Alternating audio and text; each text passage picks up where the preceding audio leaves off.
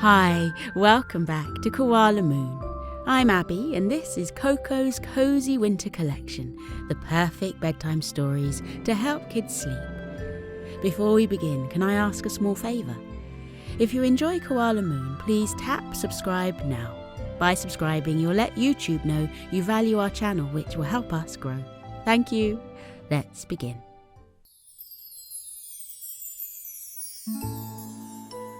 It had been a long time since the koalas had enjoyed a big family holiday together. With everyone living all over the world, it could be hard to get everyone together in one place at the same time. But this winter season, everybody had made the effort to set some time aside to meet up for a fun-filled family vacation in the snowy mountains of New Zealand. Everyone was excited for the trip in their own different ways. Auntie Shirley was looking forward to doing a spot of hiking. Coco's parents and his sister Kira were particularly interested in exploring the towns at the bottom of the mountains, and Coco couldn't wait to grab his snowboard and hit the slopes. Meanwhile, Coco's young cousin Kookai had never been on holiday before, and she was simply looking forward to experiencing everything. She hoped that she would get to meet the local wildlife, admire the beautiful snowy mountains, and maybe make some new friends. But she especially wanted to try skiing for the first time. The whole family was staying together in a big wooden chalet in the town of Queenstown, surrounded by snow-capped peaks. On the first night they all arrived, they cooked a big, hearty dinner together, played some board games in front of the fireplace, and enjoyed catching up on what they'd all been up to since they last saw one another. They had so much to talk about, and it was a truly joyful reunion.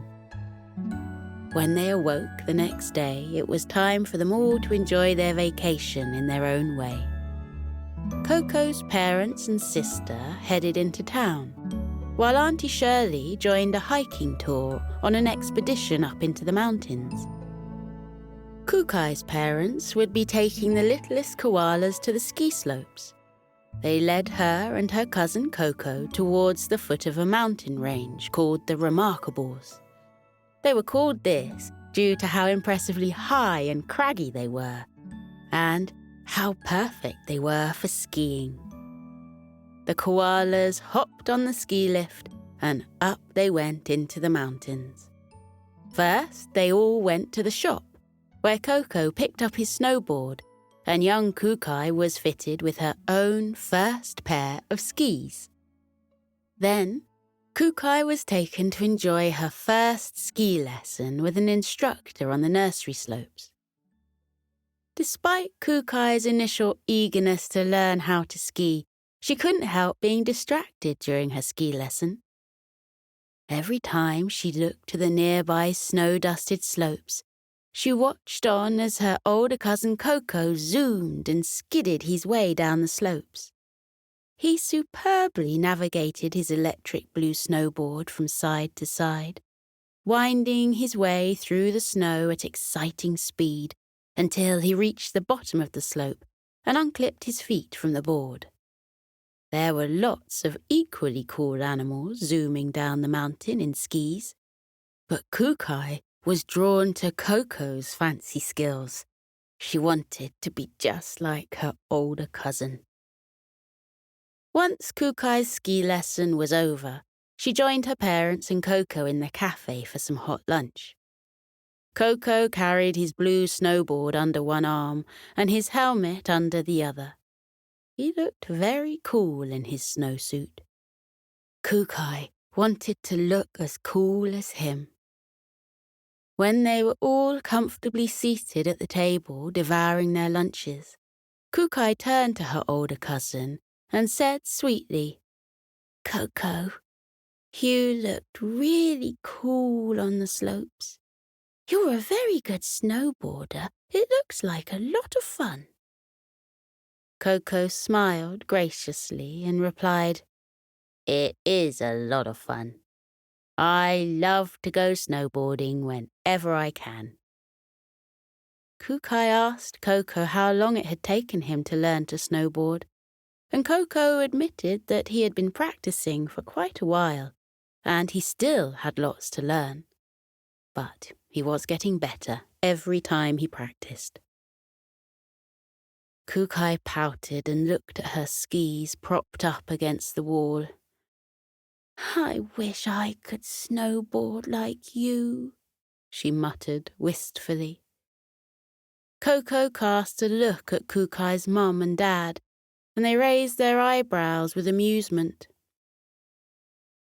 Koko placed his hand on his little cousin's shoulder and suggested, "Well, why don't I try to teach you some moves? I'm not the best snowboarder, but I can teach you the basics at least." Kookai's little face perked up and her mouth spread into a big smile. "Oh, yes, please, Koko," she cried giddily. "I would love that." So it was settled. Once their lunches were all finished, they headed to the ski shop to swap Kookai's skis for a hot pink snowboard, and Kookai had never felt cooler. The snowboard was surprisingly heavy, and Kookai dragged it through the snow with her little paws, leaving a trail in the snow behind her. Noticing her struggle, Koko offered to help her carry it, and together they walked over to the ski lift queue to head back up the mountain. This time, it would just be Koko and Kookai heading up the mountain. Kookai's parents were going to wait at the foot of the mountain with a hot cup of coffee, and Koko was in charge of looking after Kookai for the afternoon. Koko promised that he would take good care of his cousin, and the two little koalas waved goodbye to Kookai's parents as they were carried away up the mountain on the ski lift. Kookai looked down at the snowy ground far below her as her little furry legs dangled over the edge of her seat.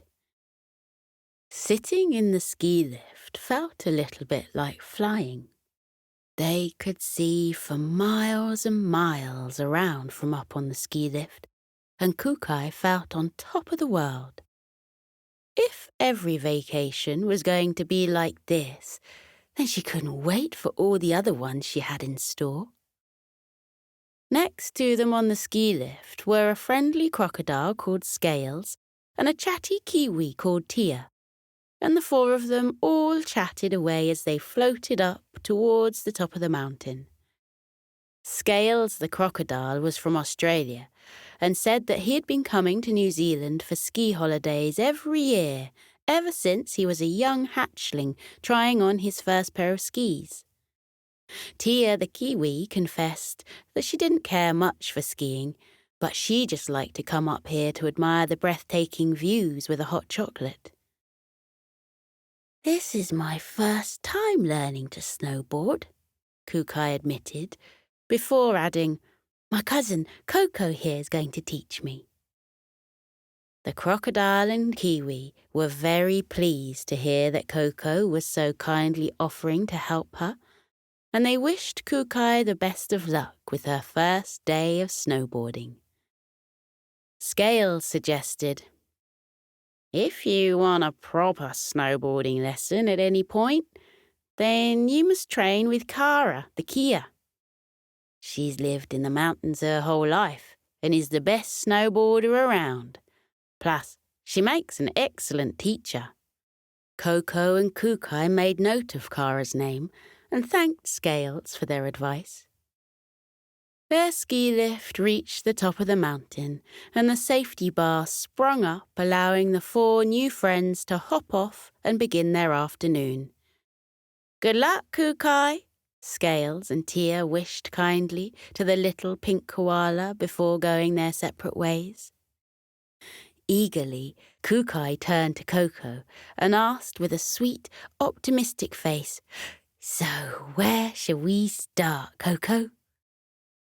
Koko patted the bright pink helmet on her head and suggested that they start by finding her balance on her board.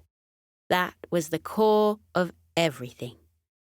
So they trudged through the snow to a flat area where they could practice in peace.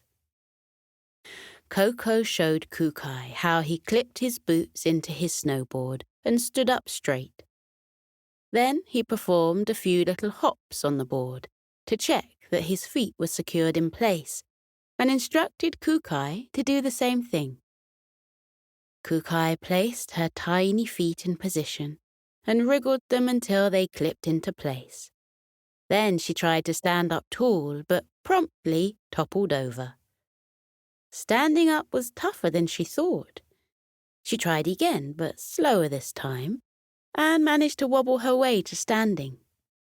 Koko smiled and said, "Now do a few little hops to make sure your feet are secure." Koko bent her knees and tried to lift off the ground, but the board was quite heavy and she barely moved an inch. She attempted to hop again, a little stronger this time, and the board lifted up into the air a little too high. Kookai stumbled to the ground yet again, landing in the soft, fluffy snow with a plop. "Oh dear," she muttered. "I'm not very good at this." Koko held out his hand to help her back up to her feet and reassured her. "Don't worry, you'll get the hang of it," he said. "It just takes practice." For the next hour, Koko patiently taught Kookai how to find her balance on her snowboard and how to push off and go from standing still. Keeping her balance while the board was moving was very hard at first, but once she had tried it a few times and learnt to bend her knees and trust in herself, Kookai found it much easier and she fell over less and less. Eventually, Koko thought that Kookai was ready to move onto a small slope to practice getting used to moving on the snowboard. They started on a slope no bigger than a molehill to begin with. Then, once Kookai had successfully skated down that one, they moved onto a slope the height of a small slide. With each small increment in height, Kookai struggled at first to keep her balance on each new slope, but quickly learned how to navigate the different inclines until she felt much more confident. In next to no time, she felt more stable and strong in her legs and was flying down the slopes with ease. She felt on top of the world and like the coolest koala around. Koko was a great teacher. Koko led Kookai to the top of another slope that was quite a bit taller, but he felt confident that she was ready to push herself that bit further. Kookai was so excited to finally have a go on one of the proper ski slopes. Before they set off, Koko suggested, "Watch me and observe closely how I move my body to glide down the hill." Koko set off on his snowboard down the small snow slope, and Kookai watched as closely as she could. Koko smoothly skidded over the snow, subtly leaning his body from side to change his course of direction. He created big, wide S shapes across the snow to slow himself down, and soon he was down at the bottom of the slope, waiting for Kookai. He hadn't lost his balance once. He had made it look so easy. Kookai heard Koko call up the small slope to her. "Now it's your turn. Keep your feet planted firmly on your snowboard and breathe." Kookai hopped her board to the edge of the small slope, took a deep breath, and set off. As she started to skate across the slippery snow, she wobbled a little at first and she felt like she was moving too fast. But then she remembered how Koko had leant his body, ever so slightly, from side to side to create the wide S shapes across the snow. She took a calming breath and leant to her right side. Amazingly, her snowboard started to move to the left, and her pace began to slow down. Next, she switched her body weight to the left side and watched as the snowboard beneath her feet turned and headed towards the right side of the slope. Kookai giggled with relief. She was doing it. She was snowboarding, just like Koko. She changed direction several times, drawing big S shapes in the snow, until she reached the bottom of the slope and came to a halt. Koko instantly started applauding her, and Kookai grinned with pride. "Wow, Kookai," Koko beamed. "You did that perfectly. I told you would get the hang of it." Kookai was very pleased with herself, and she wanted to do it again. She begged Koko, "Can we move onto a bigger slope now?" Koko chuckled and replied, "I think we should keep practicing on this small slope for a bit longer first. We don't want to get carried away and move too fast." Kookai understood, and they both unclipped their snowboards from their feet, carried them in their hands, and hiked back up the slope in their snow boots. As they reached the top of the small slope once more, Kookai looked at Koko and smiled, saying, "I hope that I become as good a snowboarder as you, Koko." Koko blushed and replied modestly, "I'm not that good a snowboarder, but thank you. If you want to be a great snowboarder, then you want to be like that bird over there." He pointed his furry finger up high towards a tall slope nearby.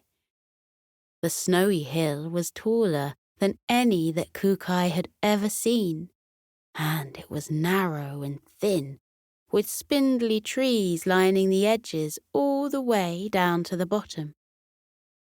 Setting off from the top of the slope was a brave bird on a snowboard. The bird snowboarded down the mountain at great speed to begin with, and Kookai almost thought the bird might take off and fly away. Then, just like Koko and Kookai had been practicing, the snowboarding bird started to skate from side to side, drawing big S shapes in the snow to slow itself down a little. Then, out of nowhere, the bird lifted up off the ground to perform a spectacular flip in midair before landing its snowboard expertly back on the ground to continue its route down the mountainside. Koko and Kookai's jaws fell open with awe, and they couldn't take their eyes off the magnificent bird's snowboarding skills. Eventually, the bird reached the bottom of the slope and skidded to a halt with a flourish of its wing. Everyone around started to clap for the bird's impressive show, and the bird took a little bow in gratitude. Kookai and Koko turned to look at each other with amazement. Kookai gasped, "That was the coolest thing I've ever seen." Koko nodded his head and added, "Me too." Koko and Kookai attempted to get back on track with their snowboarding lesson, but they couldn't stop thinking about the amazing performance that the bird had put on. Kookai wondered who they were. Kookai snowboarded down the small slope a few more times, growing more confident in her maneuvering, and Koko gave her tips and pointers each time to get better. After her third successful attempt, Kookai and Koko sat down for a break, and they heard an unfamiliar voice speak to them from behind. The voice said, Good work with your practicing. I can see that you're getting better each time and really applying what you're learning to perfect your technique. One day you'll be an excellent snowboarder if you keep that up. Kookai turned around to see who was talking to her and gasped with surprise when she saw who it was. Standing behind them, with a silver snowboard under her wing, was the bird that had so spectacularly skated down the tall mountain. Kookai and Koko felt starstruck. Kookai managed to stutter out a small, "Thank you," and the bird smiled. "My name is Kara," the bird said, and Koko and Kookai gasped with acknowledgement. Koko replied, "You're Kara the Kia? We've heard about you. I can see now why everyone says you're the best snowboarder around. You were amazing skating down that mountain." Kookai asked with amazement, "How did you do that flip?" Kara laughed humbly and replied, I learned how to do that after years of practice. Plus, I have a bit of an advantage as my wings help me to perform acts in midair." Kara explained that Kias live in the mountains, so they spend almost all their time skiing and snowboarding. And they love to have a bit of mischievous fun, so they spend plenty of time learning tricks and stunts too. Kookai listened to Kara with admiration. She'd never met anyone as cool as Kara. When Kookai was older, she wanted to grow up to be just like her, just maybe without the wings. Koko asked Kara what other tricks she could do. Kara thought for a moment and then replied, "Let me show you." Kara placed her feet on her snowboard and used her strong wings to fly herself back up to the top of the tallest ski slope. Once at the top, Kara planted her snowboard on the ground and set off back down the long snowy slope. Kara performed all sorts of impressive tricks and stunts for Kookai and Koko's entertainment. She spun on the spot and snowboarded backwards for a while. She twirled in midair before landing back on the ground and propelled herself off a ledge, held her snowboard in her wings, and spun in midair before landing gracefully into a final race towards the bottom of the mountain. It was an elaborate show. By the time Kara was done, Koko and Kookai felt breathless from just watching her. It was official. Kara the Kia was the best snowboarder in New Zealand. Kara strode over to Koko and Kookai, who were still sitting down, totally starstruck, after enjoying her performance. "Wow, Kara, that was incredible," Koko exclaimed as she approached. "You are the best snowboarder ever," Kookai added with admiration. Kara smiled and bowed her head graciously before replying, "Well, if you ever would like a snowboarding lesson, I would be happy to offer you one." Kookai and Koko both nodded their heads eagerly and professed their interest. Kara offered to give them a lesson the next day, and Koko and Kookai could hardly contain their excitement. They were going to have a snowboarding lesson with the best snowboarder in New Zealand. They couldn't be happier. Kara instructed them both to meet her in the same spot on the mountain tomorrow for their lesson, before she bade them farewell and flew away to find a new slope to conquer. Koko and Kookai pulled themselves to their feet and sighed with satisfaction. What an amazing day it had turned out to be. The two koala cousins were starting to grow tired after all the excitement of the day, so they decided to head back down the mountain to the chalet. They dropped off their snowboards and helmets back at the shop and headed home, dreaming of drinking warm hot chocolates by the fire. When they arrived at the chalet, the whole family was sitting outside in the hot tub. The warm bubbles popped and sizzled in the tub, and the koala family laughed and talked beneath the starry sky. "Hello, Koko. Hello, Kookai," called out Auntie Shirley in a chirpy voice. "Did you have a nice time skiing today?" Kookai informed Auntie Shirley that they had actually been snowboarding, and they had had the most amazing time. In fact, they had enjoyed it so much that they were going back up the mountain to snowboard some more tomorrow.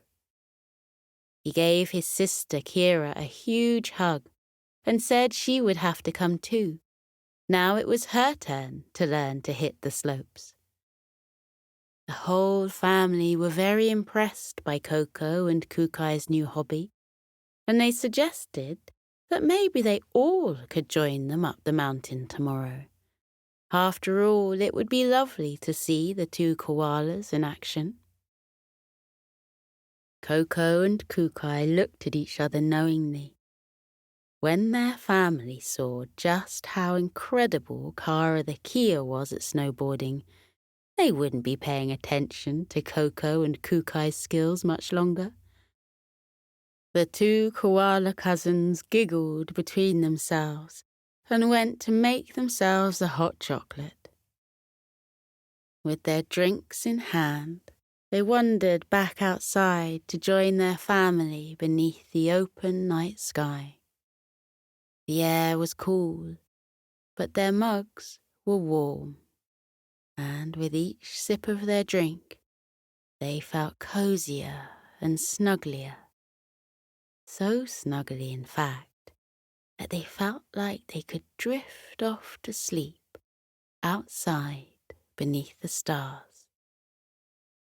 Koko and Kookai listened to their family telling stories of their own exciting days exploring the area. It seemed like everyone had had a wonderful first day of their vacation, and Koko and Kookai had a strong feeling that they would feel the urge to venture up the snowy mountain for a spot of snowboarding a few times more.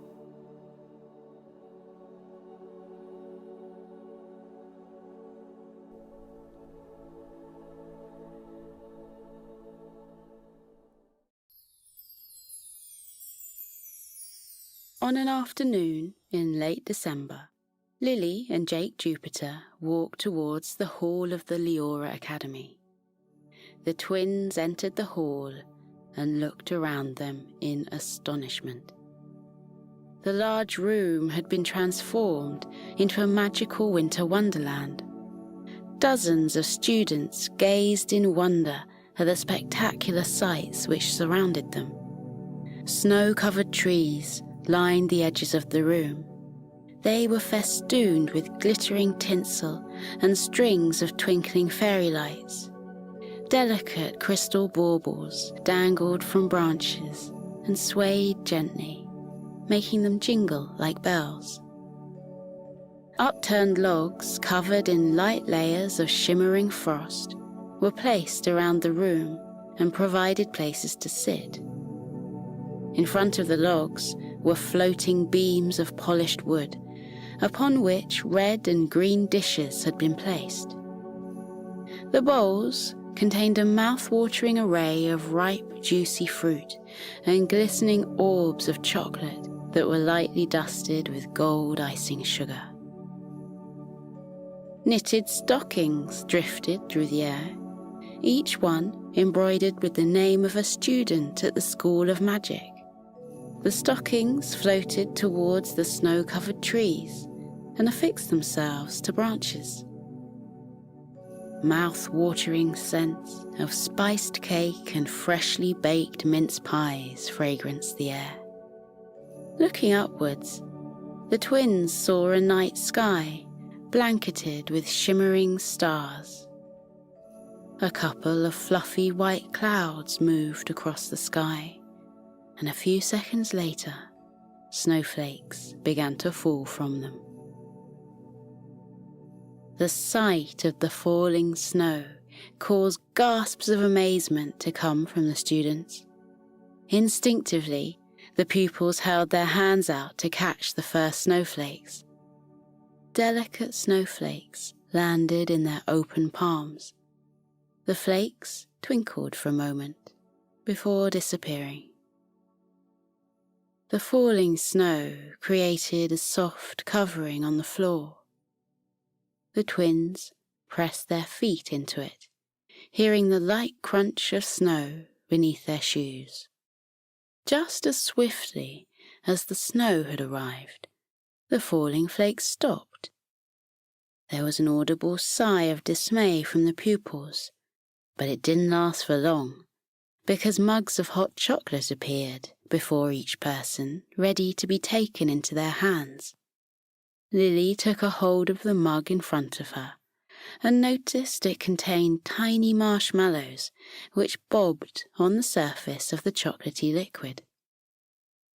Looking over at Jake's cup, she saw that it contained a small mountain of whipped cream. "Perfect," Jake announced. He took a sip of the drink, giving himself a white moustache in the process. The pupils in the room made their way to the log seats and sat down. Some cups were placed on the hovering tables, but most were kept cradled in hands. The head teacher, Dr. Eleanor Howard, entered the Wonderland. Her long navy hair was embellished with sparkling star-shaped gems. She was wearing a floor-length dress made of red velvet, edged with a silver sequined trim. Her sapphire eyes seemed to twinkle more than the stars in the navy sky above her. She looked around the room and smiled in appreciation. She told the students there would be no more lessons that day, and they should enjoy their afternoon in the hall. She reassured them the snowfall would return every hour. Her gaze rested upon the twins, and she walked towards them. She bade them a good afternoon and asked if they could do something for them. She explained how a special friend of hers needed help of a magical nature. Dr. Howard cast a glance around the enchanted room and said she didn't want to take the twins away from it, not if they didn't want to go, and it was a matter which could wait a little longer. The twins quickly shared a look of understanding. They never missed an opportunity to use their magical skills. Lily put her empty mug on the floating table in front of her and asked, "What would you like us to do?" Dr. Howard clicked her fingers, and a faded red book appeared out of nowhere. She plucked it from the air and gave it to Lily. "Return this to the library across the road, please. Wrap up warmly before you set off. You must ensure the book goes back on the correct shelf. The librarian will show you where to place it. From there, you will know what to do." With those puzzling last words, the head teacher left the hall. Lily looked at the red book cover. There were no words on it. She checked the spine, but that too was blank. Jake looked over her shoulder as Lily flicked through the pages. There wasn't a single word anywhere. They made a quick stop to their rooms to collect their coats. Bearing in mind Dr. Howard's words about wrapping up warm, they gathered their hats, scarves, and gloves, even though the December weather was mild that day, with no hint of snow on the way. They left the school, crossed Calverley Street, and entered Leeds Central Library. Once inside, they walked into the main lending area and looked around it. Lily whispered to Jake, "There are 3 librarians. Which one should we talk to?" Jake smiled and pointed to the left. "That one. She's got wings, but they're very faint. Can you see them?" Lily squinted, as if that would help. A woman wearing a green dress was placing a book back onto the shelf in front of her. There was a light, shimmering haze across her bag. Lily focused more and soon made out the shape of fluttering wings and came to the conclusion the librarian was a fairy. Supernatural beings of all kinds lived and worked around the city, but only those with magical abilities, like Jake and Lily, could see them. The twins crossed the room and approached the librarian. She heard their footsteps and turned around, a ready smile on her face. Before the twins could say a word, she put a finger to her lips and moved to the far side of the room. She stopped at a line of shelves. Lily and Jake followed her. Still silent, the librarian pointed to a narrow gap in the books before her. She gave the book in Lily's hand a pointed look, and then, soundlessly, tapped the shelf. Lily carefully placed the book into the gap, not sure what to expect. The librarian gave her a satisfied smile, and then walked away. The twins stared at the shelf. "Now what?" Lily asked quietly. The shelf of books slowly opened like a door. A cold breeze touched their cheeks, and a single snowflake fluttered through the opening and landed at their feet. The twins looked at each other and raised their eyebrows in question. Jake said, "We should go through." Lily nodded. They walked through the opening and into the brightly lit tunnel. They walked along it. The carpet beneath their feet was soon replaced with a blanket of soft snow. They came to the end of the tunnel and discovered they were in a different world. The landscape in front of them consisted of rolling hills and tall mountains.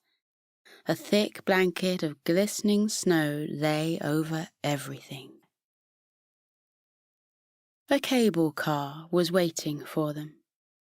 Its door opened, and the twins felt a rush of warm air coming from within it. They entered the carriage and walked to the front so that they could look at the picturesque panorama. The door to the cable car closed, and the vehicle set off along the suspended wire, which stretched out over the snowy fields and beyond the mountains. Lily and Jake rested their gloved hands on the window and took in the snowy landscape. The sky was full of fluffy, snow-filled clouds, and, as if on cue, flakes began to fall softly. Some landed on the window of the cable car and displayed their beautiful, delicate patterns. The cable car moved smoothly towards the mountains and went over the top of them. On the other side was a small village that was illuminated with sparkling fairy lights and old-fashioned street lanterns. Cozy-looking homes circled a large lake that was frozen over. People, clad in colourful winter clothes, skated expertly across the glistening ice of the lake. Lily pressed her face against the window. "Jake? Are those elves?" Jake looked closer. "They are." He spotted someone at the far side of the village. "Lily, do you think Dr. Howard's friend, the one who needs help, might be Santa?" Lily looked at her brother. "Why are you asking that?" "Because he's sitting outside a house over there." Jake smiled. "And he's waving at us." Lily put her attention on where Jack was looking. She broke into a smile. "It is Santa! Jake, it's Santa!" "I know." "And he's waving at us." "I know." The cable car took them closer to the village and slowly descended to a small station not far from the lake. It came to a smooth stop and the door opened. The twins left the cable car and began to walk towards the village, uncertain as to why they were there. Their uncertainty didn't last long. The elves of the village stopped what they were doing and turned in the twins' direction. Jubilant calls of "hello" filled the air, and arms were waved with great enthusiasm. Santa appeared behind the jolly elves and smiled at the twins. Merriment twinkled in his friendly eyes. He held his arms out. "Jake, Lily, welcome. Dr. Howard said you were on your way. It's an absolute delight to have you here. Before we get down to business, would you like some hot chocolate?" The twins briefly wondered if there was such a thing as having too much hot chocolate in one day. They decided it wasn't, and so said "yes, please" to Santa. Two elves swiftly appeared at the twins' side and handed them full mugs. Santa asked the twins to follow him to his workshop, where his sleigh was parked. As they walked across the soft snow, Lily and Jake looked left and right at the cheerful village. The snow glistened and glimmered like glitter. They felt like they'd landed in the middle of a beautiful Christmas card. They reached Santa's workshop and went inside. A huge red sleigh almost filled the area. Its polished gold runners sparkled under the light of the fairy lights that were strewn throughout the workshop. Santa moved closer to the sleigh and pointed to the red velvet seat inside. The material was threadbare and bits of shimmering stuffing were peeping out of various holes.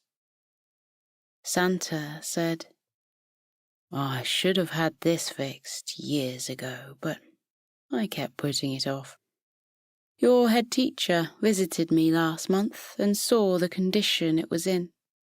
She said she knew just the people to help me fix it."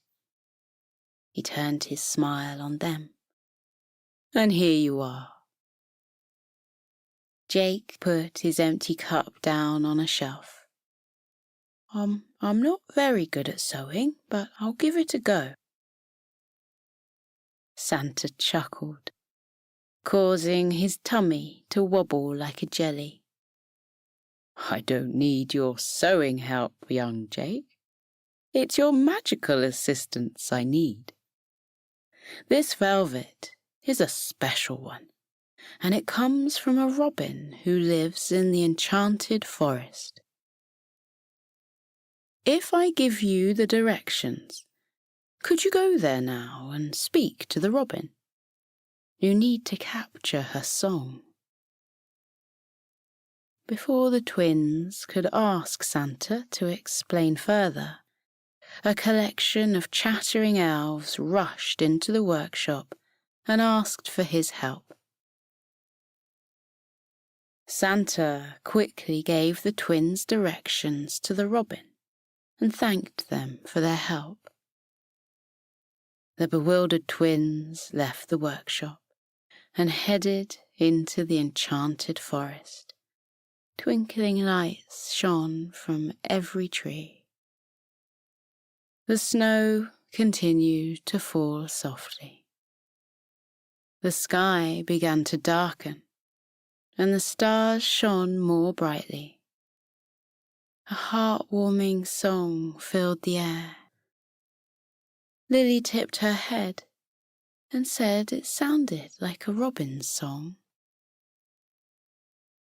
They presently came upon a robin sitting on a branch of a tree. She stopped singing and looked at the twins. Her voice was light and melodic. "Hello there. I've been expecting someone to call by at some point. Is your visit to do with the seat in Santa's sleigh?" The twins nodded. "Are you ready?" the little bird asked. Lily and Jake didn't know what they were supposed to be ready for, but they nodded anyway. The robin began to sing a different song. Its tune was clear and joyful. The twins listened for a while, half expecting something to happen. When it didn't, Jake whispered to Lily, "Santa said we have to capture her song. I think I know a spell that will help us do that."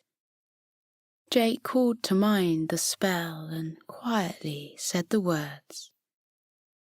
The tune coming from the robin turned into visible lines of long red threads, which twirled in the air.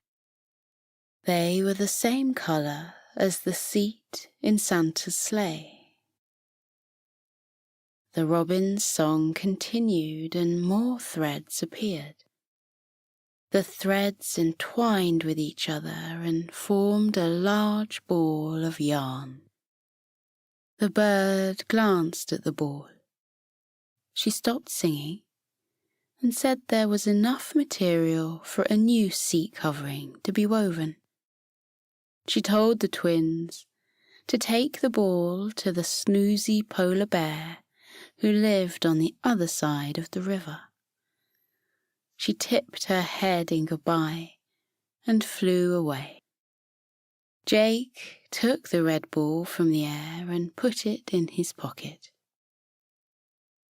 The twins walked towards the river and crossed the wooden bridge which spanned it. Further along, they came across a friendly-looking polar bear who was leaning against the open door of her cottage. She welcomed the twins and said the robin had stopped by to say they were on their way. She smiled when Jake produced the ball of red threads and said there was more than enough for what they needed. She let out a small yawn and invited them inside. A large weaving loom was in the center of the cozy home. The polar bear put a paw over her mouth to cover up another yawn. She apologized and explained she was ready for a nap, but would weave the threads into a velvet covering before taking to her bed.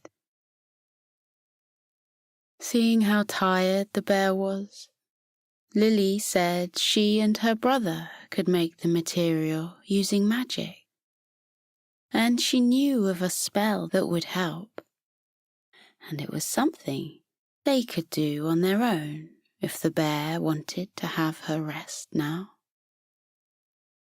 The polar bear gave a sleepy smile of thanks and ambled away to her bed. The low sound of her snores soon echoed through the cottage.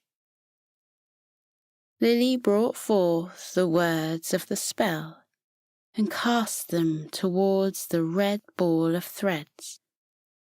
The ball left Jake's hand and turned slowly in the air. The threads began to unwind and move towards the loom. They placed themselves evenly across it. A shuttle appeared and started to move back and forth across the threads.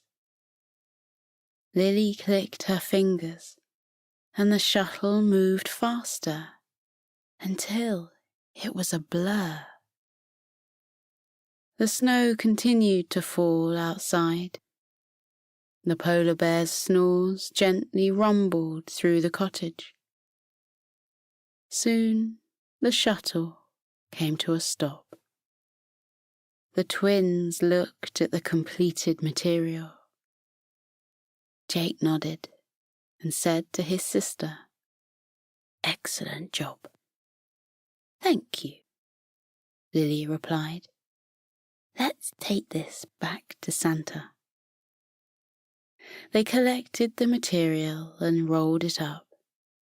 They left the cottage and walked through the softly falling snow. They arrived back at Santa's workshop. His jolly face lit up with delight when he saw the folded material. He said it was perfect and asked if the twins could use more magic to place it into position. The twins worked together and used a combination of spells to remove the existing material and then replaced it with a new one. Once the new seat covering was in place, Santa warmly thanked the twins.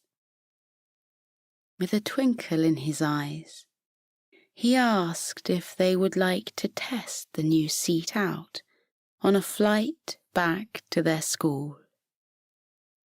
The astonished twins could only nod in reply. The reindeers were gathered and tethered to the sleigh. Jake and Lily climbed into the sleigh. Santa sat next to them and declared his new seat to be extremely comfy. Santa handed a rein to each twin and gave them the words which were needed to make the sleigh fly. Moments later, the sleigh lifted from the ground and moved out of the workshop. With the reindeers at the helm, the sleigh took to the night sky and flew over the softly lit village. The elves waved goodbye. Through the sparkling stars they flew. The snow continued to fall gently. one beautiful snowflake after another. Onwards they flew. The Leora Academy soon came into view. The sleigh flew over the streets of Leeds, where people were beginning to head home for the day. Santa told the twins he knew some magic too.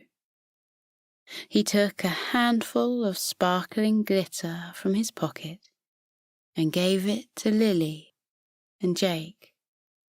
He told them to throw it into the sky. The twins did so. Fluffy, snow-filled clouds appeared in the dark blue sky.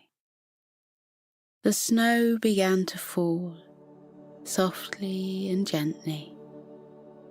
Glistening white snowflakes fluttering downwards. People stopped what they were doing and gazed upwards at the snow in wonder. Some held their hands out to catch a falling flake. More and more snow fell. The city was soon blanked in a sparkling blanket of snow, which glistened and glimmered like glitter. It turned the city look into a winter wonderland. The sleigh came to a rest at the back of the school, and the twins climbed out of it. Santa thanked the Jupiter twins for their help and wished them a Merry Christmas. The twins waved to Santa and the reindeers as they took to the sky again. It was a Christmas Jake and Lily would never forget. They went inside the school, and the snow continued to fall softly through the night. This is The Yeti and the Snow Bear by Gillian Rogerson.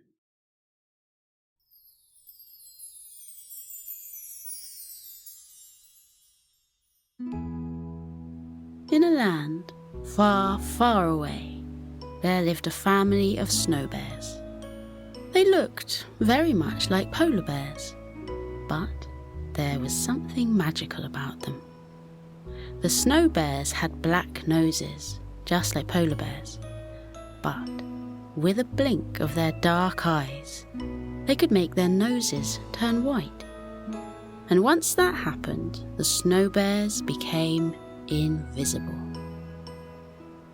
The magical bears loved making themselves invisible, which probably explains why hardly anyone has ever seen them. They weren't the only animals who were hard to find, as the youngest snow bear of the family, Snowbell, was about to find out. The Snow Bear family had been out swimming all afternoon, and when they returned home, they decided to snuggle up together inside their beautiful snow house and tell each other stories. Snowbell loved listening to stories, especially ones told by her grandmother, because she knew all the best ones. Inside the snow house, Snowbell's father made everyone a hot mug of cocoa and then asked who wanted to tell the first story. To Snowbell's delight, her grandmother said she would start the storytelling session. Snowbell wrapped her paws around her hot drink and waited for her grandmother to begin. Snowbell's grandmother gazed dreamily out of the window. She said, "It was on a day like this when I met a Yeti. I was about your age, Snowbell. The snow was falling in the same fluttering kind of way as it is now, and the wind was brisk, and it blew some of the snow into small hills. As you all know, I love going for a long walk through the snow. I can walk for miles and miles some days. On that day, long ago, My family and I were out for a walk. I saw a snow hill ahead of us, and I just had to run up to it, so up I went. When I got to the top, I sat down and slid down the other side. When I reached the bottom, I saw the Yeti. Snowbell had never heard of a Yeti before and asked her grandmother what it was. Her grandmother explained that the Yeti looked a bit like a human being, but also like an animal who lived in the snow. He had grey fur and was about her size. He looked so friendly that they started to chat. They played in the snow together for a while, but then her family called out for her from the other side of the snow hill. She ran halfway up the hill and called back to them to let them know where she was. When she looked back, the Yeti had gone. He'd left his footprints behind in the snow, but the snow started to fall and quickly covered them up. Snowbell's grandmother smiled softly at the memory. She said, "I'll never forget the Yeti and how friendly he was. And I'll never forget what his footprints looked like either. They were like ours, but his toes were longer. I look out for them every time I go for a walk, but I've never found them again. Maybe one day I will. Or maybe you will, Snowbell." The thought of seeing the mysterious Yeti made the little Snow Bear smile. She very much hoped she would see one. She asked the rest of her family if they'd ever seen a Yeti. No one had, but little Snowbell had a feeling she would see a Yeti one day. That day came sooner than she thought. 2 days later, Snowbell was out walking with her family. The snow had fallen thickly earlier, and the brisk wind had blown some of the snow into little hills. Her family decided to take a rest from their stroll and to enjoy the picnic they had brought with them. Whilst the food was being unpacked, Snowbell started to explore the nearby area, and she saw a snow hill. She ran up it, and when she got to the top, she sat on her bottom and slid down the other side. It was great fun. Snowbell was about to slide down the hill again, but then she spotted something peculiar in the snow. Footprints. They were about her size, but the toe prints were longer.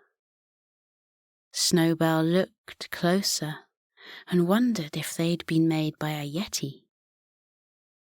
The little bear looked along the snow-covered ground and saw more footprints. She followed them and walked towards an oak tree that had branches heavy with snow. When Snowbell reached the tree, the footprints suddenly stopped. Her little furry face wrinkled up in confusion. A small giggle came from above her. Snowbell looked up at the tree. There was so much snow on it that she couldn't see past the first few branches. Snowbell called out a hello. She waited. No one replied. Perhaps she had imagined hearing a giggle. She looked behind her at the unusual footprints. They had disappeared. Snowbell shook her head. She said to herself, "What is going on here? Footprints don't disappear like that." There was another giggle above her. Snowbell heard it clearly. Someone was playing a fun game with her. She smiled. She knew a fun game too. Very loudly, she said, If there's nothing else to see here, I may as well make myself vanish. She turned her black nose white and immediately became invisible. There was a movement in the tree above, and bits of snow fluttered down from the branches, as if someone was moving along them. Snowbell stayed as still as she could. She heard a soft thud as someone landed next to her.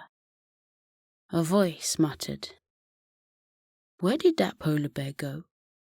She was just here. Polar bears don't disappear like that." Snowbell tried hard not to giggle, but she couldn't help herself, and a little chuckle came from her.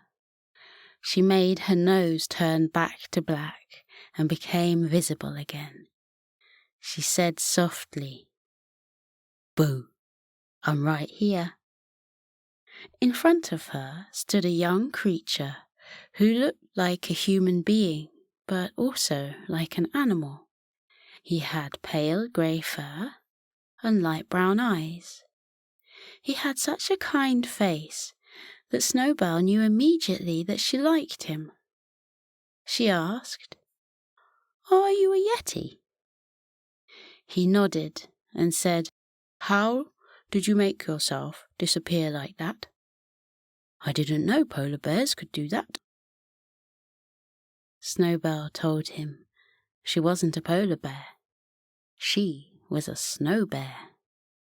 The little Yeti shook his head and said there were no such thing as snow bears.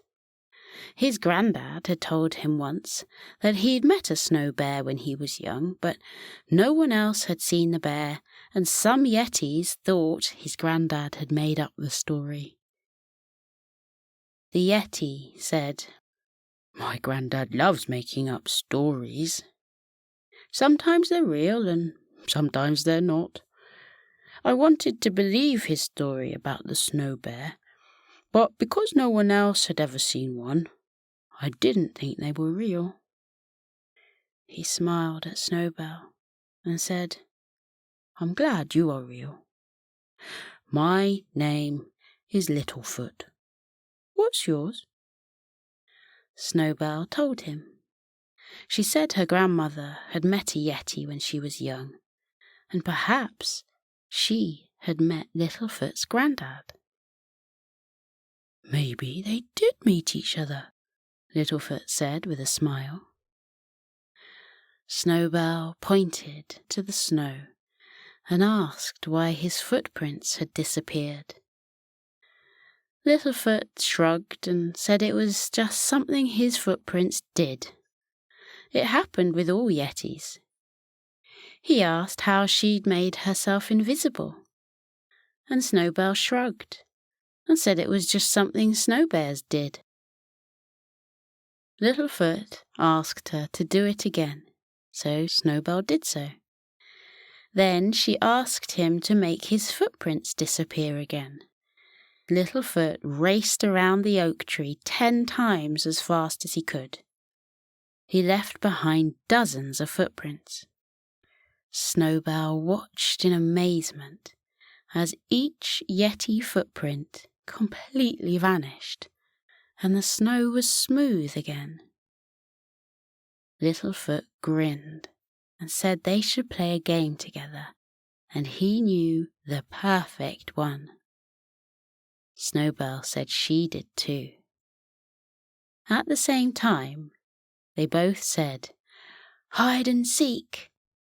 They agreed Snowbell should hide first. Littlefoot turned his face to the tree, closed his eyes, and began to count. Snowbell moved over to the snow hill, changed the colour of her nose, and made herself invisible. When Littlefoot had counted to 10, she saw him walking through the snow and muttering to himself, wondering where she'd gone. She tried very, very hard not to giggle, but she couldn't help herself. Littlefoot heard her giggle and ran over to her. She became visible again and smiled at him. He said, "Found you. You're very good at hiding. My turn now." Snowbell turned around, closed her eyes, and counted to 10. When she turned back around, she saw Littlefoot's prints in the snow. He would be easy to find, she thought. But before she could follow his prints, they started to vanish. In seconds, they were all gone. Snowbell began to search for him. She hadn't been looking for long before she heard Littlefoot's giggle. It was a funny giggle, and it made her laugh too. She followed the noise and found the little Yeti hiding behind a fallen log. Snowbell said, "Found you. I don't think we should play this again because we keep laughing. You've got a funny laugh." Littlefoot chuckled and said Snowbell had a funny laugh too. They began to laugh more and more, and hearing the other one laugh made them giggle and chuckle over and over again. They held onto their tummies as they laughed. Littlefoot laughed so much that he fell over and landed softly on his back in the thick snow. He kicked his little legs happily in the air. Seeing him like that made Snowbell giggle more until she fell over too. The Snow Bear and the Yeti kicked their legs joyfully in the air and laughed and laughed. When all their laughter had come out, for the time being at least, Snowbell asked Littlefoot if he knew any other games. Littlefoot asked if she'd ever made rainbow snowballs before. She hadn't, and asked her new friend how to make them. The young Yeti got up. He held his hand out to Snowbell and helped her to her feet. He said, "We have to find the rainbow snow first. When snow falls during a full moon, the moonbeams magically turn it into different colours. But when the sun shines on the snow in the morning, the snow turns back into its normal colour." Snowbell said, "Oh, I didn't know that. Can you only find the magic snow at night time then?" The Yeti whispered, "Sometimes the rainbow snow gets covered up with the other snow before the sun reaches it. If you're quick enough and know where to look, you'll find it. I know where to find some. Would you like to see it?" Snowbell didn't know why Littlefoot was whispering, but she felt like she should too. In a low whisper, she said, "I would love to see the rainbow snow." Littlefoot told Snowbell to follow him. As they walked along, Snowbell stepped in the Yeti's footprints. Their feet were the same size, but their toes were different. Snowbell pointed the double prints out to her new friend, and they stopped for a moment to look at them. The Yeti's prints disappeared, leaving only Snowbell's behind. Littlefoot smiled at the Snow Bear and said, "My prints will always be there with yours, even if we can't see them." Snowbell smiled and said that was a lovely thought. They reached a large rock. Littlefoot knelt next to it and began to scoop some of the top snow away. Snowbell knelt next to him and did the same. As they scooped the snow away, the little bear started to sing a song her grandmother had taught her. The Yeti looked at her in surprise and said he knew that song too. His granddad had taught him it. They decided their grandparents must have met all those years ago and imagined them singing together as they played in the snow. Littlefoot and Snowbell sang together happily and continued clearing the snow away. Snowbell was having such a good time that she quite forgot what they were looking for, until Littlefoot started to whisper again. "Snowbell, look, there it is." Snowbell gazed down in wonder at the rainbow snow beneath her paws. A wide line of snow was coloured in bright shades of red, orange, yellow, green, blue, indigo, and violet. Snowbell said it looked like a rainbow had drifted from the sky and was having a peaceful sleep in the snow. Littlefoot said he'd never thought about the rainbow snow that way before, but agreed with Snowbell that it did look like a sleeping rainbow. Snowbell gently put her paw into the multicoloured snow. She giggled and said, "It fizzes. Is it supposed to do that?" Littlefoot nodded. He said, "You should see what else it does. Let's make some rainbow snowballs together, and I'll show you what to do with them." The friends made as many snowballs as they could carry. The little Yeti covered the special snow back up in case they needed some more later. Littlefoot walked away from the rock and asked Snowbell not to move. He said he was going to throw a rainbow snowball at her tummy, but she wasn't to worry because it wouldn't hurt at all, and something magical would happen when the snowball landed on her. Snowbell nodded, put her snowballs down, and said she was ready. Littlefoot threw his first rainbow snowball. It arced gracefully through the air before flying towards Snowbell. The snow landed gently on her tummy and began to pop like bubbles in a bath. Pop, pop, pop. With a giggle, the Snow Bear said, "It tickles.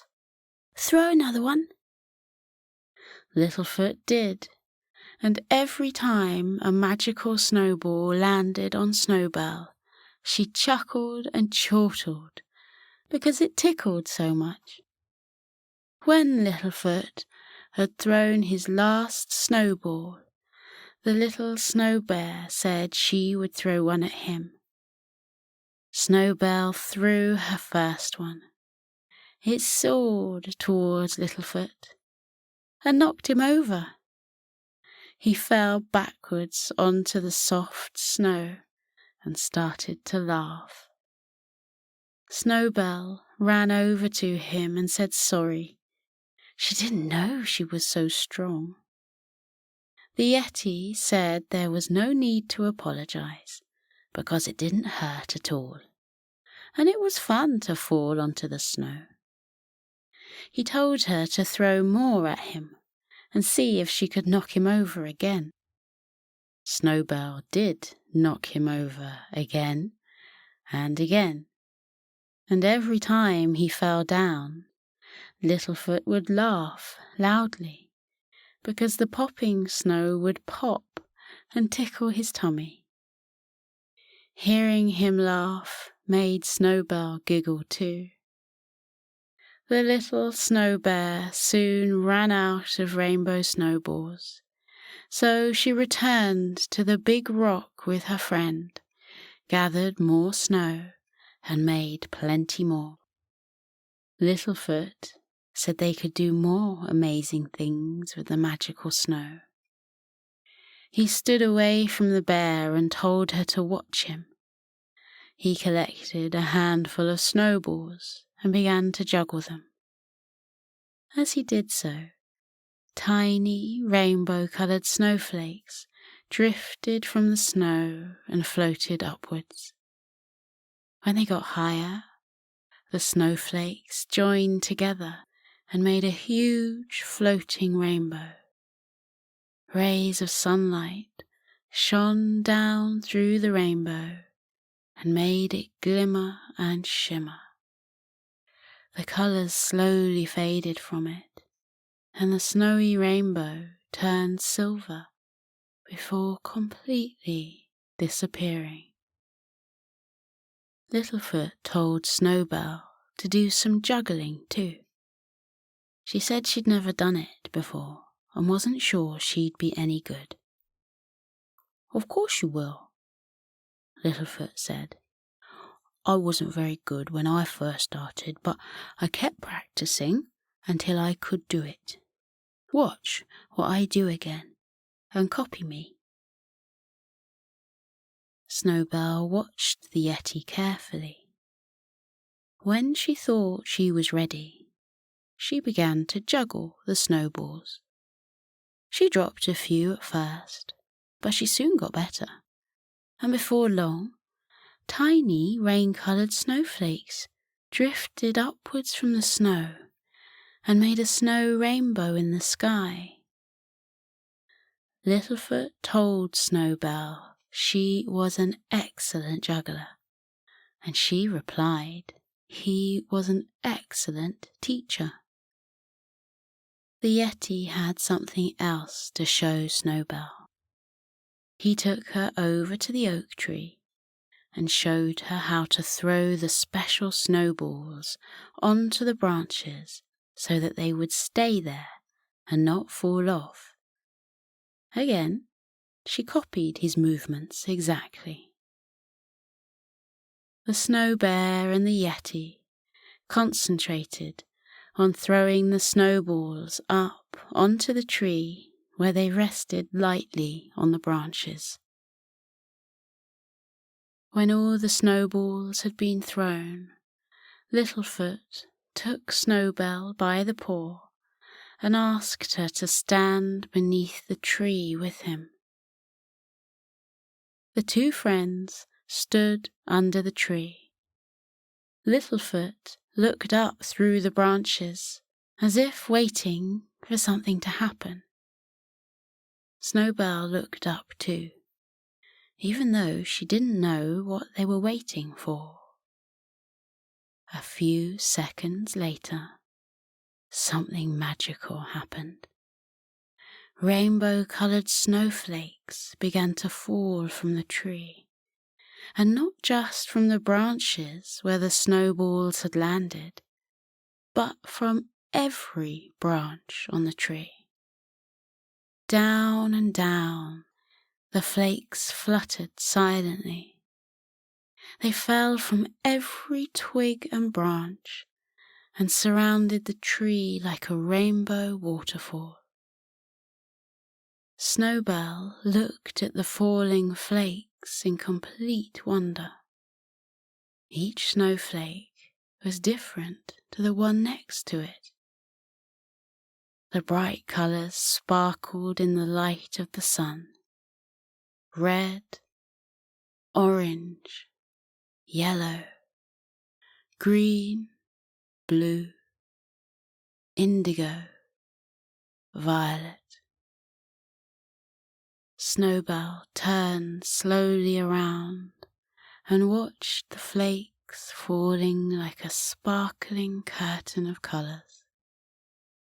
she said to Littlefoot, "I feel like I'm inside a magical rainbow. It's beautiful. Thank you for showing me this." Littlefoot smiled and said she was very welcome. They watched the falling snow in silence. As the flakes landed on the ground, they sparkled brightly and then turned into white snowflakes. The last of the rainbow snow fell. Snowbell yawned and said watching all those beautiful snowflakes had made her tired. She said, "I might have to go back to my snow house soon and get into my bed." Littlefoot gave her a puzzled look and asked what a snow house was.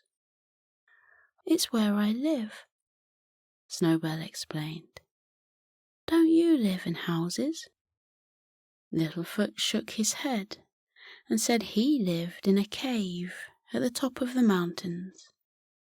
All the Yetis lived in caves.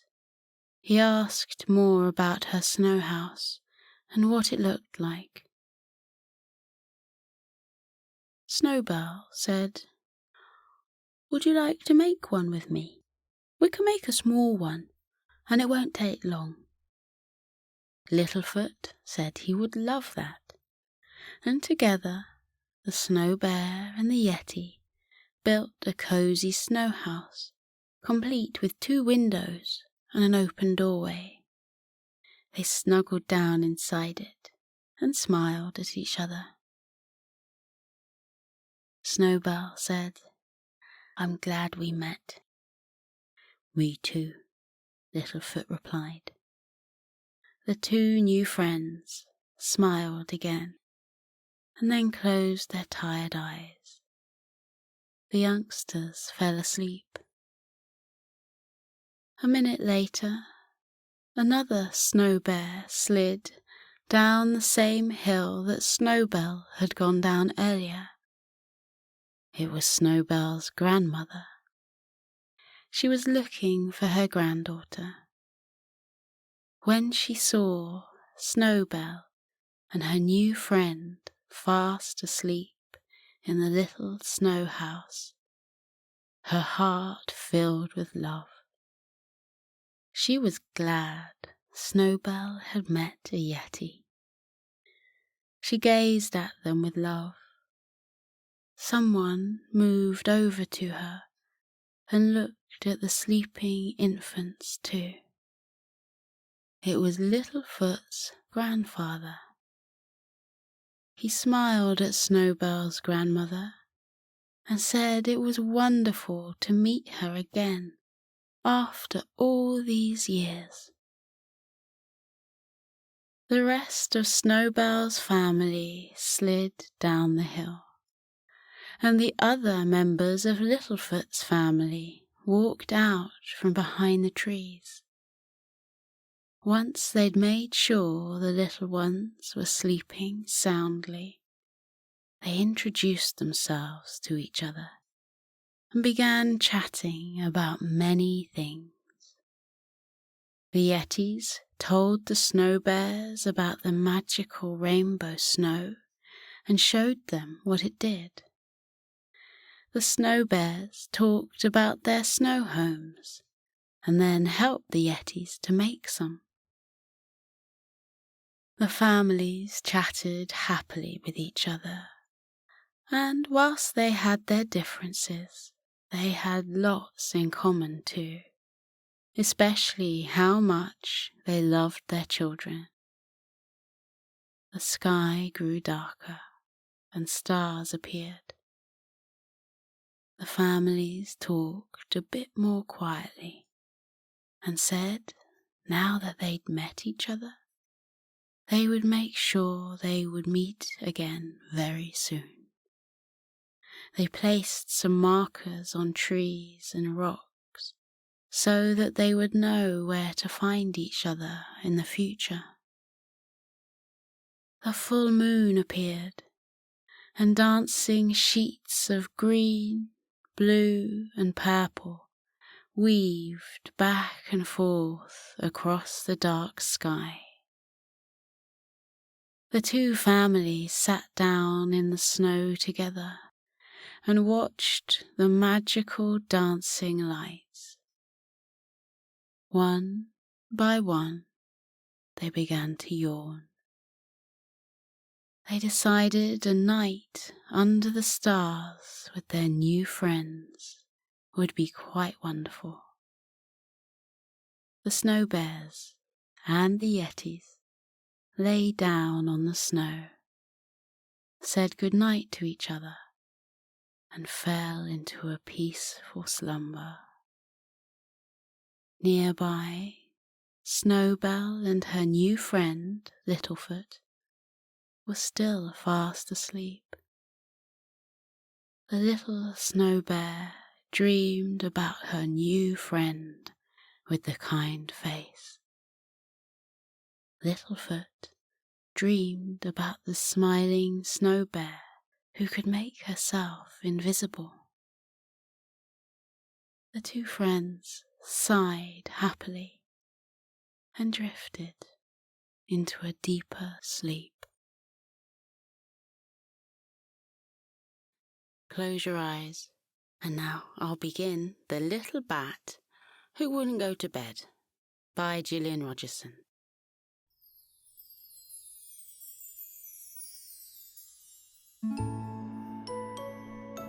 The eastern sky grew brighter as the sun woke up and got ready to shine its light across the forest. A family of bats flew through the sky and towards their cozy cave, ready to settle down in their beds. They'd had an amazing night, flying through the starlit forest, and had mingled with fireflies and talked to owls. Mama Bat looked back at her children who were flying behind her and said, "Hurry up now, please. The sun will be rising over the horizon soon, and we need to be in our beds." Some of the young bats asked if they could have a bedtime story, and Mama Bat said, of course they could, but only if they hurried up a little. "Before I tell you a bedtime story, you'll need to get into your pajamas, wash your face, and brush your teeth." Hearing that, the bat children moved more quickly through the sky. Apart from one. One of the little bats didn't hurry up at all. In fact, he actually flew slower. He gazed down at the forest below him with an interested look on his face. Mama Bat noticed what the little bat was doing and said to Papa Bat, "Please fly over to our youngest bat and see why he's slowing down.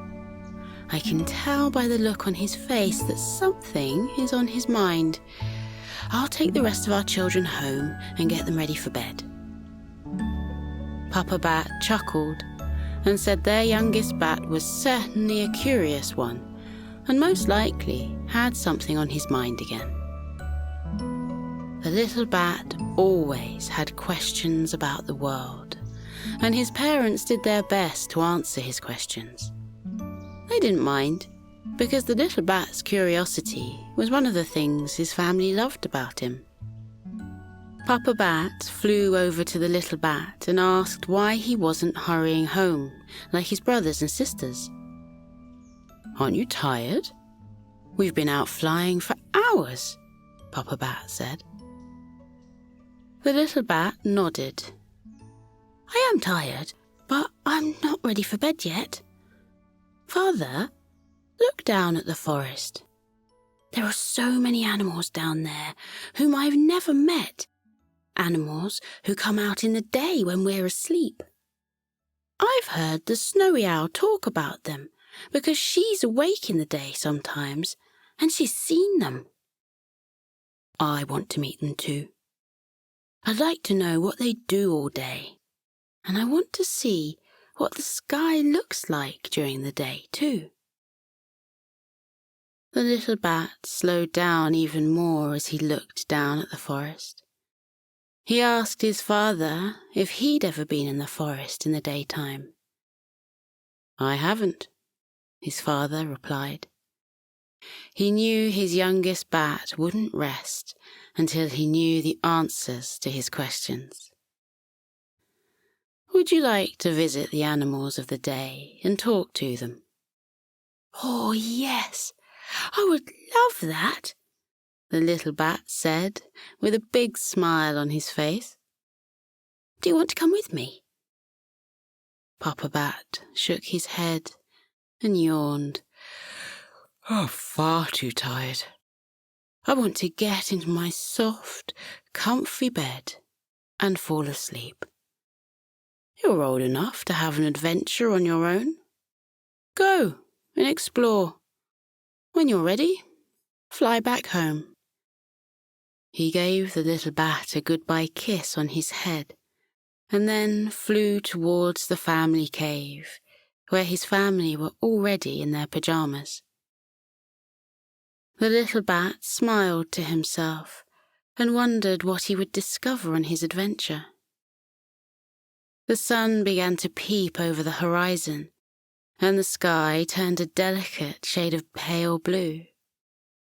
It was a colour the little bat hadn't seen before, and he thought it was quite beautiful. He swooped towards the forest. The early rays of the sun shone across the top of the treetops and turned the leaves from dark green to a paler green. It was another colour the little bat hadn't seen before. He was seeing a lot of new things already. A peculiar sound floated towards him from the trees. He recognized it as a bird's song, because he'd heard birds of the night sing before, but he hadn't heard that particular tune, and it was much louder than other bird songs he'd listened to. He wondered where the tune was coming from. He followed the sound and came to a little brown bird who was sitting on a branch and singing joyfully.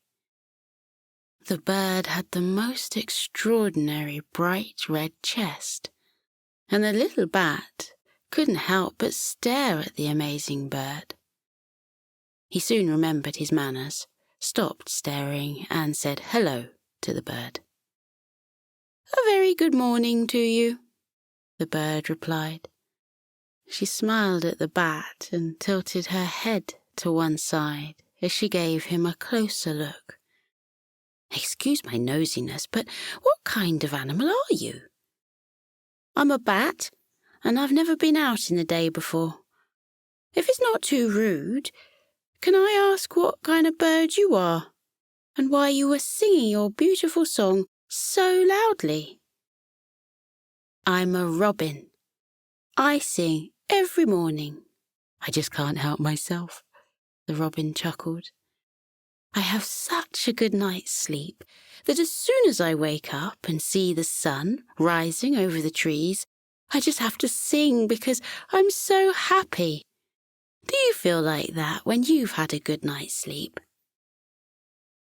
"We bats sleep in a cozy dark cave. It's very snug and comfy. I always have a great sleep. We wake up when the moon and stars appear." Thinking about sleeping made the bat yawn. He covered his mouth as he did so. The robin said, "Do you sing when the moon appears?" The bat shook his head. "I've never sung any songs before. It's not something we bats do. I don't think I can sing." "Everyone can sing. It's great fun. Would you like me to teach you a song? Then you can sing to the moon when you next see it." "Oh, that would be lovely. Thank you so much." The robin and the bat settled themselves more comfortably on the branch, and then the bird taught the little bat how to sing. He soon learned how to do it, and the robin was right. It was great fun. They sang some songs together, and then the robin said she had to fly as she had things to do. The little bat thanked her for teaching him how to sing and said goodbye to the robin. She flew away through the trees. The little bat hummed happily to himself. He couldn't wait to see the moon and sing to it. Perhaps he could teach his family to sing too. Thinking about the moon made him yawn again. Thoughts of his lovely, cozy bed floated into his mind and made him blink tiredly. Perhaps he should go home and get into his bed soon.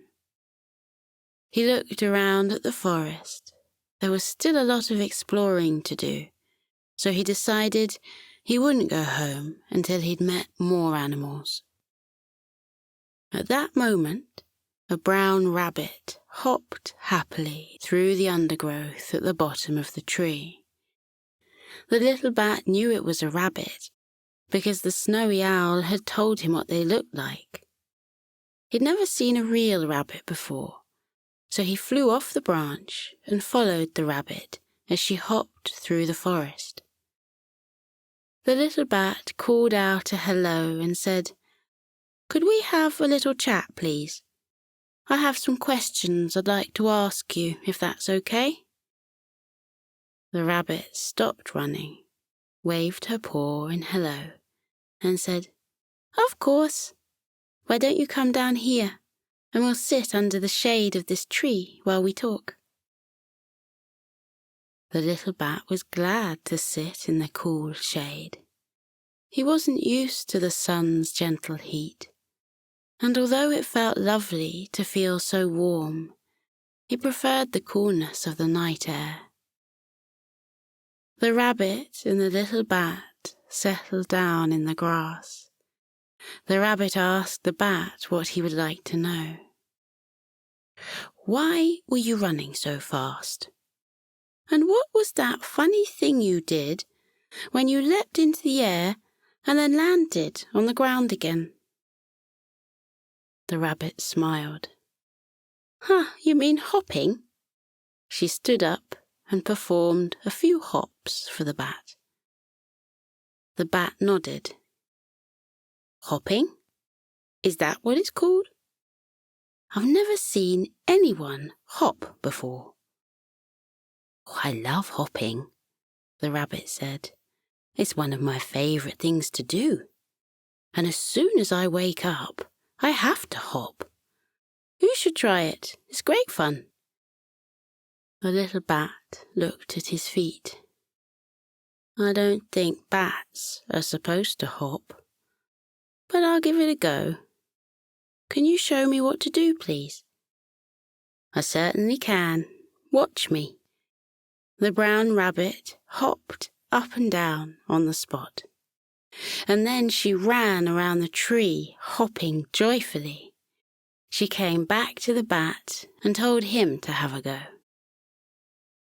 The little bat put his feet on the warm grass.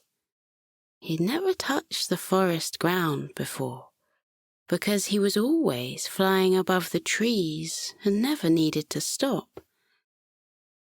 Thinking about flying made him look up through the branches of the tree. He saw patches of blue sky and soft, fluffy clouds drifting along. He liked flying very much and loved how the night breeze always felt so cool beneath his wings. When his family went out flying, they had a wonderful time soaring through the starlit sky before returning to their cave and going to sleep. The little bat yawned as he imagined his family asleep in their cozy beds.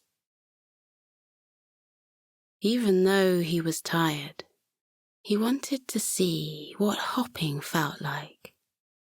He watched the rabbit closely as she showed the bat what to do again.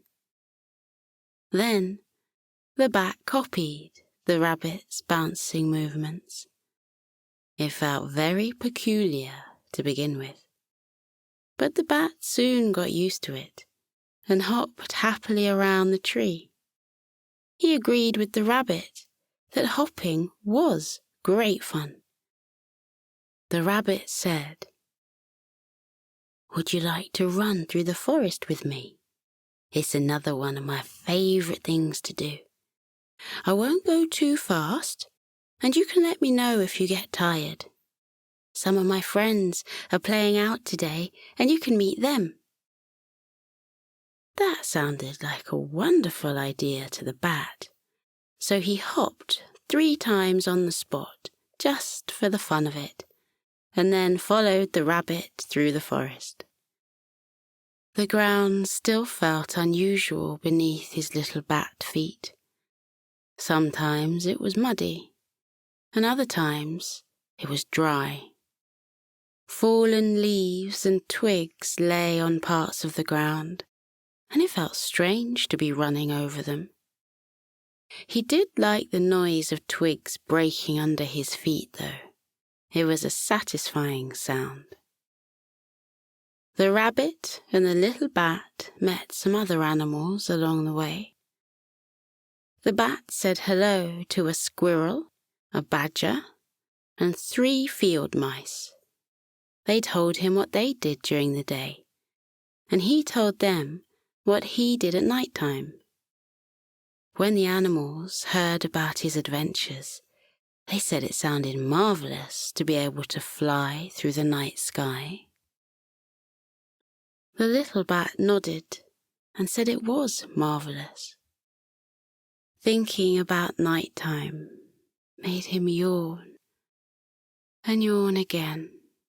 He just couldn't stop himself. He blinked his eyes tiredly. He knew he should be heading back home soon, but there were still things he wanted to see and animals he wanted to meet. The rabbit could see the little bat was growing tired, and so offered him a lift on her back. The little bat thanked the kind rabbit and climbed onto her back. He yawned again. He was feeling very drowsy, but he wouldn't go to bed, not just yet.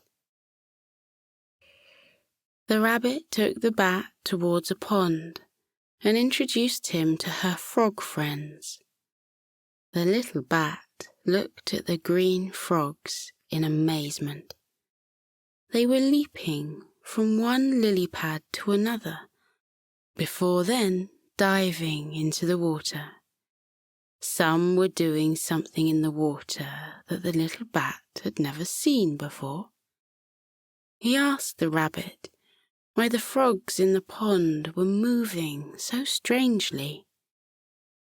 "They're swimming," the rabbit replied. "I tried it once, but I wasn't keen on it. I much prefer being on dry land where I can run and hop. Why don't you have a chat with the frogs and see if they'll teach you how to swim?" The little bat shook his head. "Oh no, I don't think bats are meant to swim, but I would like to talk to the frogs." The rabbit lowered her back and the bat jumped off. The rabbit said she had to go because she was meeting a friend for lunch. The bat said thank you to the rabbit for the lift and then waved goodbye. The rabbit bounded away through the forest. The little bat walked towards the frogs and introduced himself. The frogs said they were very pleased to meet him and announced they'd never seen a bat in the day before. One of the frogs said, "I've seen bats flying through the sky sometimes when I'm in my bed. Tell me, what does it feel like to fly through the night sky like that? Can you touch the stars?" The little bat smiled. "Not quite. but sometimes it feels like I can. It's wonderful flying through the sky at night.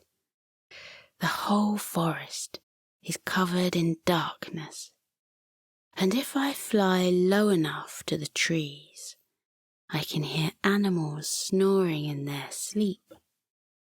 The smell of night is different to the day, and so are the sounds.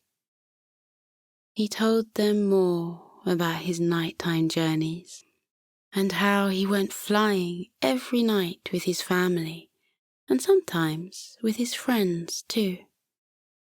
He described his cave and how cozy and snug it was.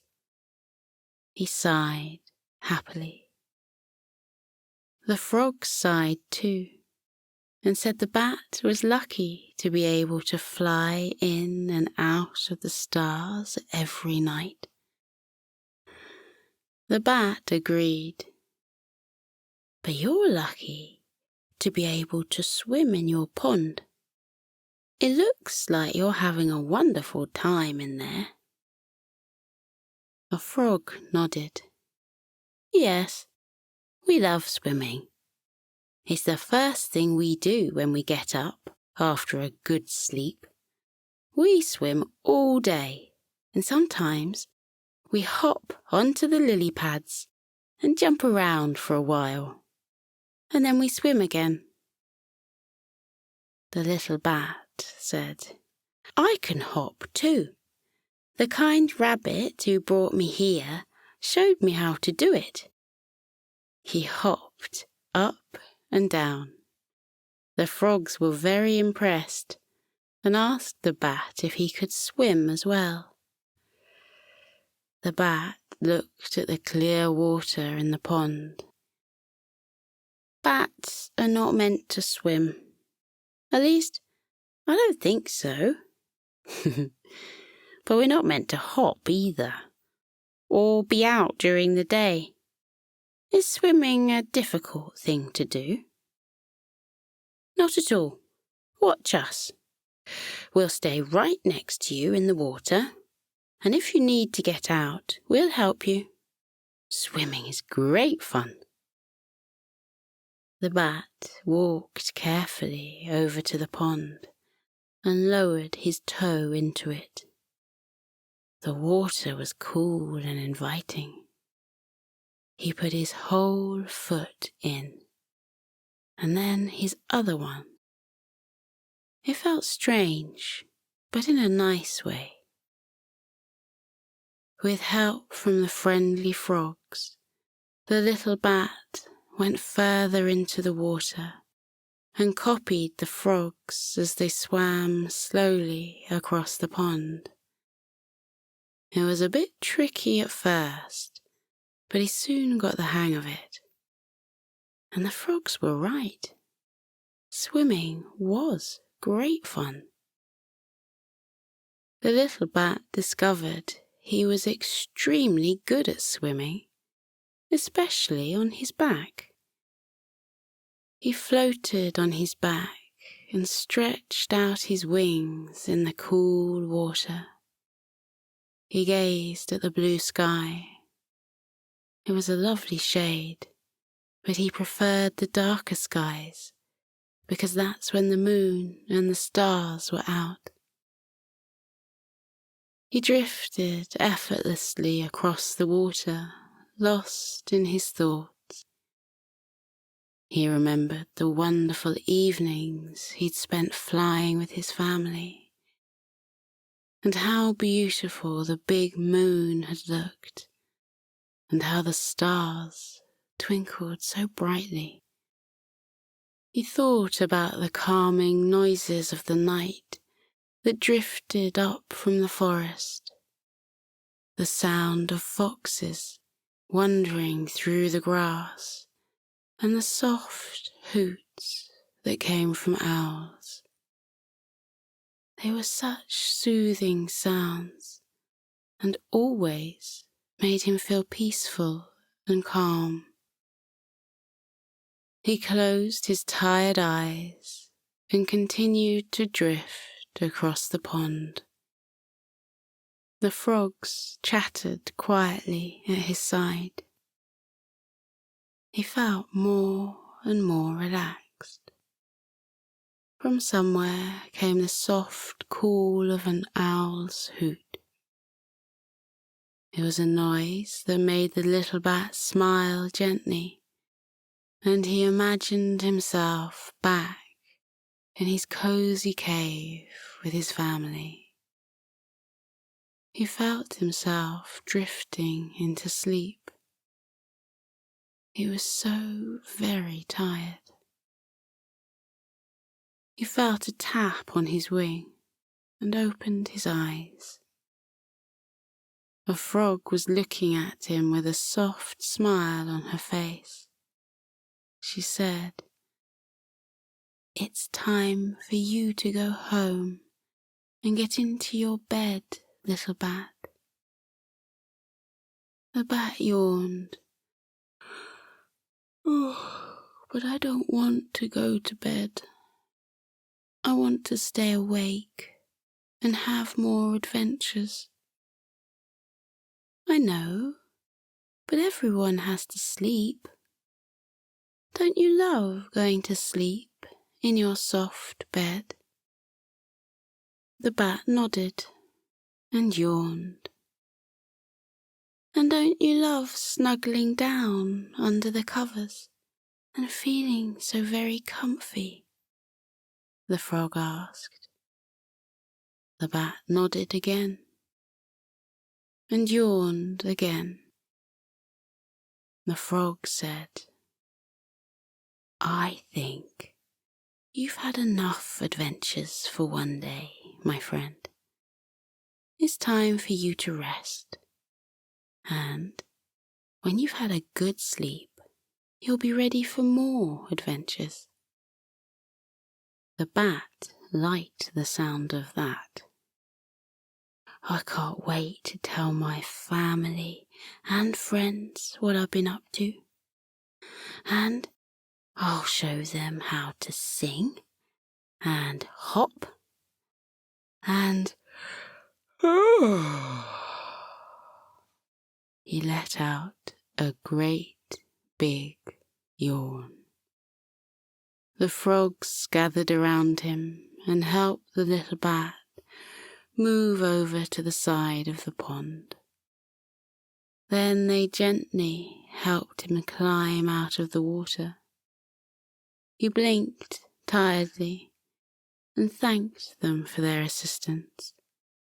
He was so very, very tired. He realized the friendly frog was right. It was time for him to go home and get into his bed. The bat looked at the sky. It seemed so far away, and he wondered if his tired wings would be able to carry him home. At that moment, a familiar friend appeared. It was the snowy owl. She said hello to the little bat and asked what he was doing in the forest during the day. The bat said sleepily, "I was having an adventure, but I want to go home now." The owl could see how tired the bat was. She held out a wing and said, "I will carry you home, little one. I'll have you back in your cave in no time." The little bat was far too tired to say thank you, so he gave the owl a slow, sleepy smile instead. He moved closer to the owl's open wing and tucked himself inside. Her feathers were soft and fluffy. The little bat closed his eyes and rested his head on the feathers. He felt himself being lifted off the ground. He was glad he'd met the day animals, and maybe one day he would return to the forest and talk to them again. But for now, he was happy to be on his way home to his family and his soft, comfy bed. As he was carried home, the little bat fell deeper and deeper into a restful sleep. The owl arrived back at the bat's cave and tucked the little bat into his bed. She kissed him gently on his head and whispered, "Good night, little bat. Sweet dreams." Floating on a Breeze, The Winter Snowflake by Luke Prendergast.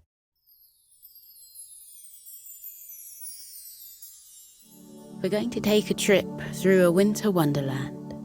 But we're not starting on the ground. We're starting way up, high in the sky.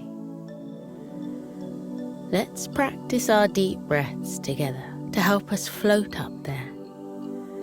Make sure your eyes are closed and imagine yourself as light as a feather, or better yet, as light as a snowflake. Are you ready? Take a big deep breath in and then slowly let it out.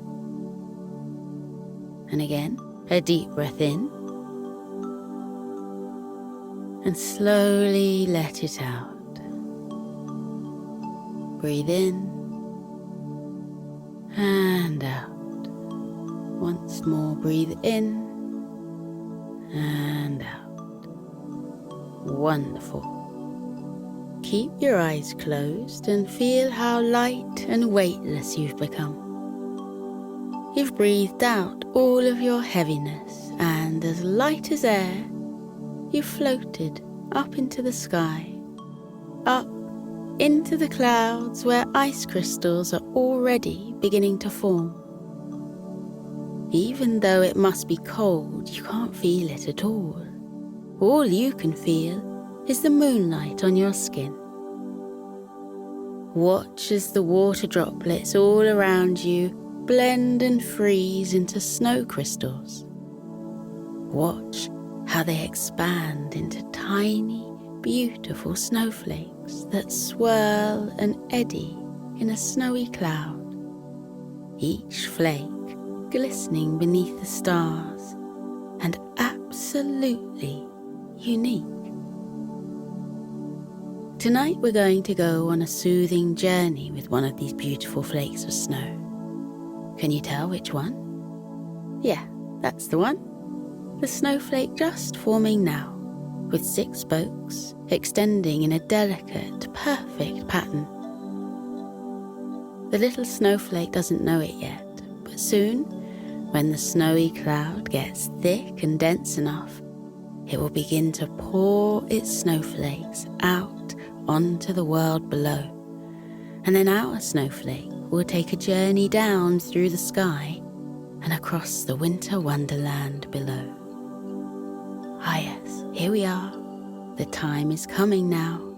Snowflakes are forming all around, swirling together, clinging to one another, until finally, with a great sigh, the cloud begins to let the snow fall down in thick, fluffy drifts.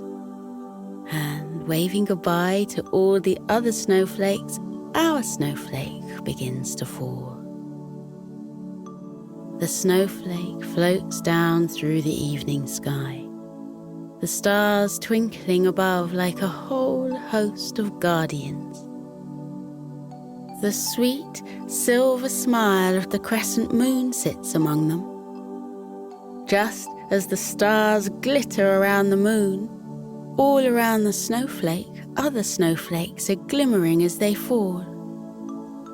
Soon a cool breeze begins to blow, carrying the snowflake sideways through the air. A face appears in the wind currents. It is the face of an old man with a thick beard encrusted with frost and twinkly blue eyes. Upon seeing the face in the wind, the snowflake feels calm, as though he's being held in very safe hands. "Good evening," said the face of the old man in the currents, in a deep voice that flickered like a candle flame. "I am the cool north wind. I've blown down from Lapland, where Father Christmas is busy in his factory full of elves, preparing presents for the holiday season. I'm here to take you on a journey. Are you ready?" Where will we be going? The snowflake wonders. And the north wind, seeming to have the power to hear the snowflake's thoughts, answers. They will be floating gently over the winter wonderland below, discovering how a small portion of the world lives during the crisp wintertime.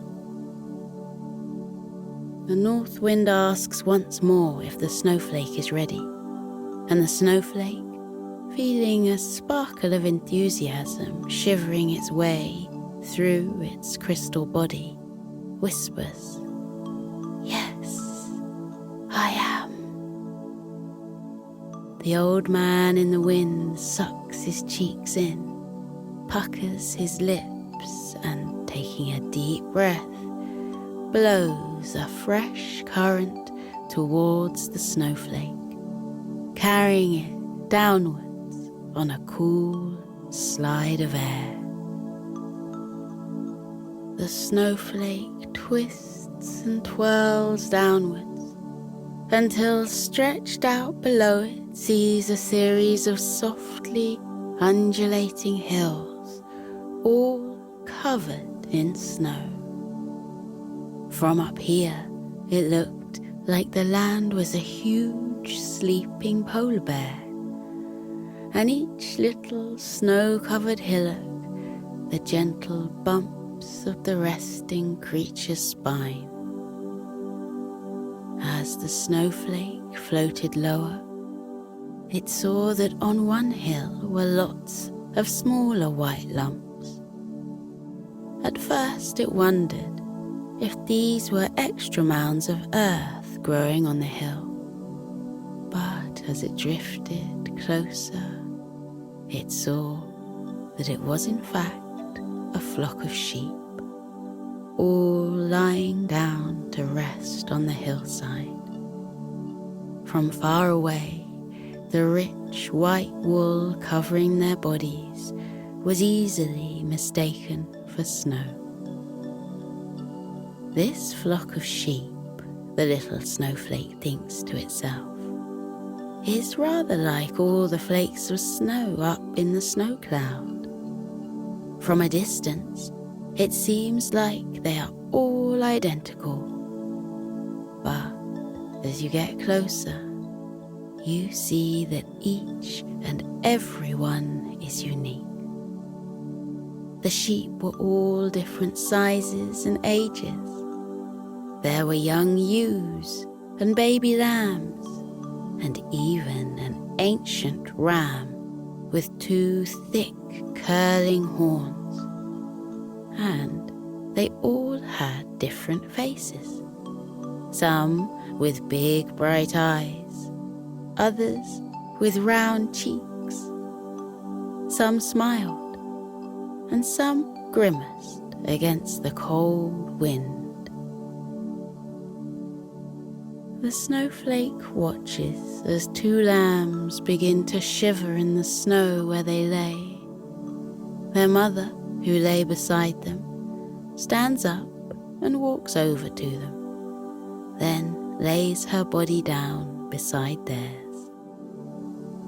Shortly after, all the other sheep in the flock do the same, moving so that they crowd closely around the two cold lambs. "What are they all doing?" the snowflake asks.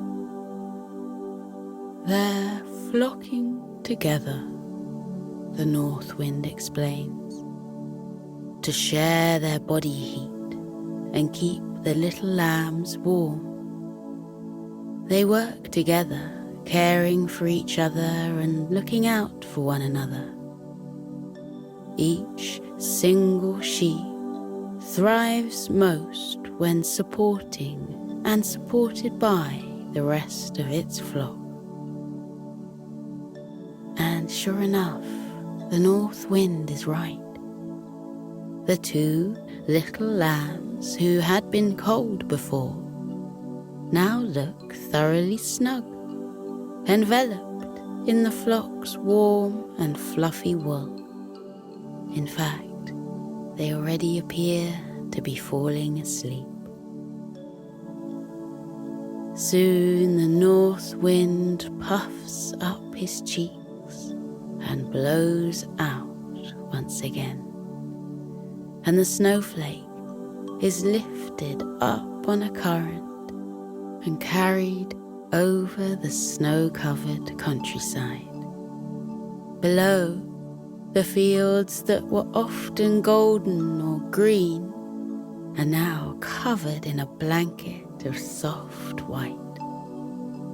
Snowdrifts hang heavily from the branches of trees and lie on top of the hedgerows, though the bright red flash of holly berries can still be spotted amongst the leaves here and there.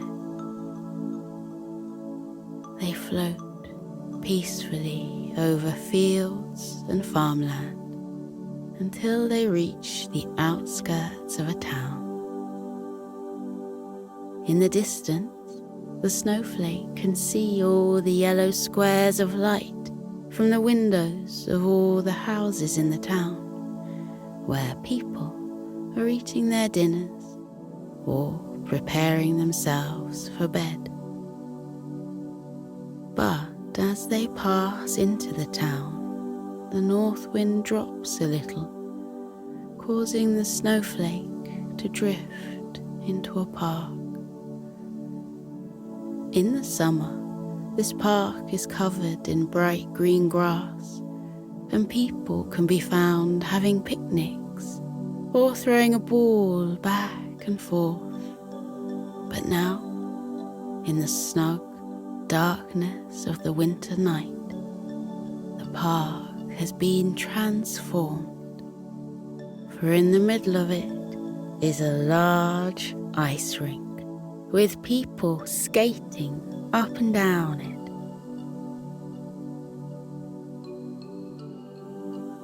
The snowflake watches as children and their parents, all of them dressed up in bright puffer jackets and bobble hats, hand gloves and ice boots, skate in circles, one foot gliding gracefully in front of the other, carving elaborate shapes and sweeping arcs into the ice. Soon the snowflake spots one little boy who seems a little nervous. He is clinging onto the edge of the ice rink and doesn't appear to want to let go. But a girl in a bright green coat, who's been skating with great speed and elegance around the rink, spots the boy and comes over to him. She takes his hands in hers, first one and then the other, so that he's no longer holding onto the sides. Then she tells him to breathe deeply, as this will relax him. The boy takes a deep breath in, holds it for a moment, then releases it. The girl's advice has worked. The boy looks less worried now, and the girl, still holding his hands, teaches him how to skate, one foot in front of the other. Soon enough, the boy is carving arcs across the ice too, his confidence increasing with every stride until he is swooping and twisting around.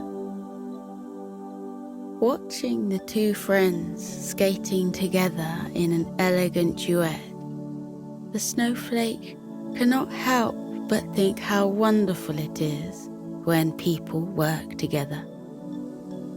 The display the two skaters are putting on is even more beautiful than the pirouettes the girl had been performing on her own before.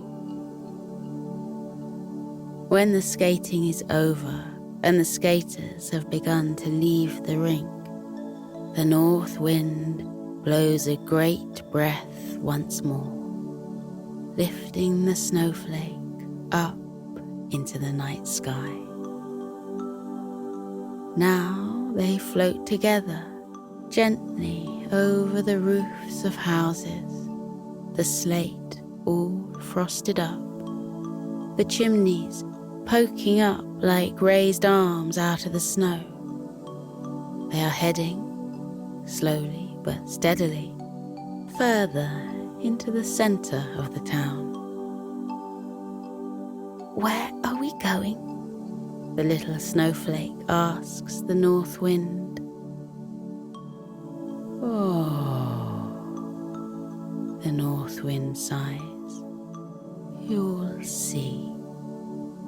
We have just one last stop to make." They continue to sail over the roofs, past the school and the doctor's surgery and the street with a few shops and restaurants.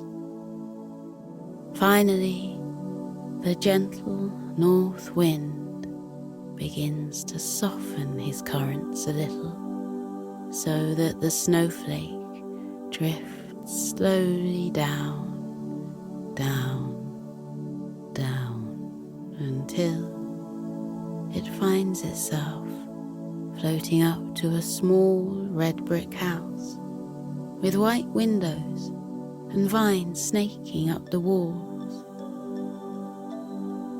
The north wind blows the snowflake right up to a brightly lit window so that it can peer inside. Through the glass, the snowflake can see a living room. A warm fire is burning in the grate, its dancing orange flames sending soft shadows flickering up the walls. There are photographs on the mantelpiece, and a plump ginger cat sleeps contentedly on a cushion in a big green armchair. The snowflake sees movement. There are children, 3 of them, 2 boys and a girl. They must be siblings. They are wrapping tinsel around a huge Christmas tree, working together, passing the spangly silver rope between them as they wind it round and round the tree. When the siblings are finished with the tinsel, their father walks in, carrying a cardboard box. From out of the box, the children pull blue and silver baubles and start to hang them from the branches of the Christmas tree so that they bob up and down in the air. The snowflake watches as one little boy cannot reach the branch he's trying to put the tinsel on, and his father, who is much taller than him, lowers the branch to help him. When the baubles are all on the tree, the father takes a silver star out of the box and, reaching up on his toes, places it on top of the tree. The whole family stands back, their hands on their hips, to admire their handiwork. The way they are standing, all in the same pose, makes the snowflake smile. They're all the same as each other, the snowflake remarks to the cool north wind. But each of them are uniquely different too. The north wind nods his head happily. Just like snowflakes, he adds. The snowflake hadn't thought of this, but it was true. Though they cannot hear through the glass, the father says something to his children, and they throw on their hats and scarves and gloves and leave the sitting room. A few moments later, the front door of the house opens and the children come out. The puff of air as the door opens sends the snowflake swirling back up into the air so that it is floating over the garden. The snowflake watches as the children roll 3 balls of snow, 1 big one, 1 medium-sized one, and 1 small one. They push the balls of snow around the snow-covered garden until they're the right size. What are they doing? The snowflake asks, and the north wind replies that the children are making a snowman. A snowman, the snowflake repeats, filled with wonder. The snowflake had never heard of a snowman. A little wave of excitement moves through its crystal body as it watches the children put the medium-sized ball on top of the big ball, and then the small-sized ball on top of the medium one. Now, there are 3 snowballs on top of each other. One of the boys carves 2 eyes and a smile on the top snowball, while the other boy finds 2 long sticks with little twigs at the end, perfect for arms and fingers, and pushes them into either side of the snowman. Meanwhile, the girl takes a long carrot out of her coat pocket and pushes it into the top snowball. Ah, whispers the snowflake from above. Now it can see what a snowman is. The one that the children have made looks very happy and very friendly, with his carrot nose and his big smile. The children's father comes outside and tells them what a brilliant snowman they've made. He says it looks almost like a real human being. As a finishing touch, he takes the hat off his head and places it on top of the snowman's head. There we go, he says, putting his arms around his 3 children. Now it's perfect. And nodding and yawning, for it is getting late in the evening, the family go inside to get ready for bed. The snowflake hadn't realized how tired it was either, but seeing the children yawning, it lets out a big yawn too. It has been a long journey, the north wind tells him. It is time for a long and peaceful night's sleep. It certainly had been a long journey.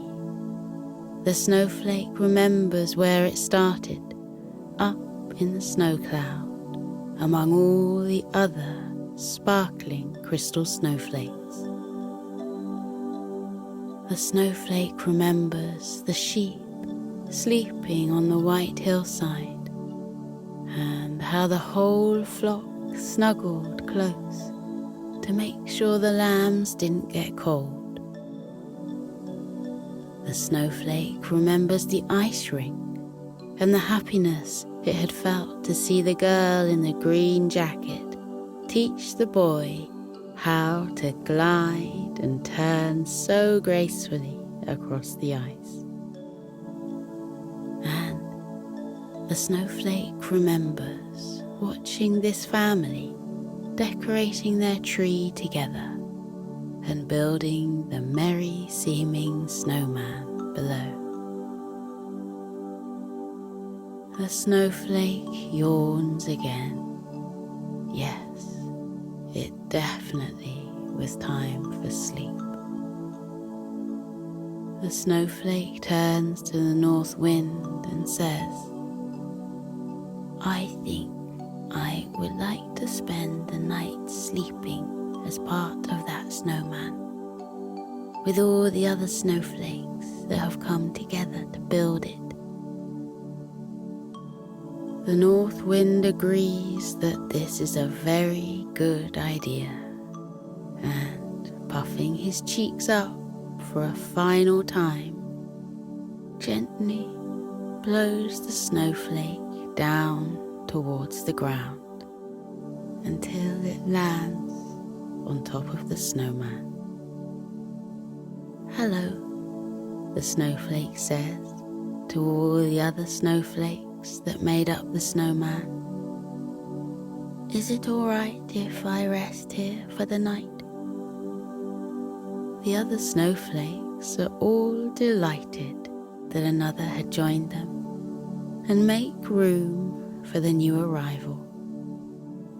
The snowflake snuggles down into the group of snowflakes, feeling just like the little lambs must have felt, being surrounded by all their friends and family. The snowflake feels very happy and peaceful indeed, as it senses itself drifting off towards sleep.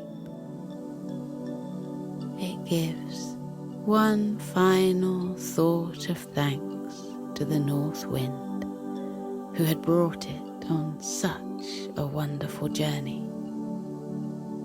And as the north wind gives a final whistle above them, and the golden lights of the house switch off one by one, the children going to bed, the snowflake gives a final stretch, and nestling down among all the other snowflakes, each one perfectly unique, but all here together as one, the snowflake drifts off into a deep and peaceful, dreamy sleep.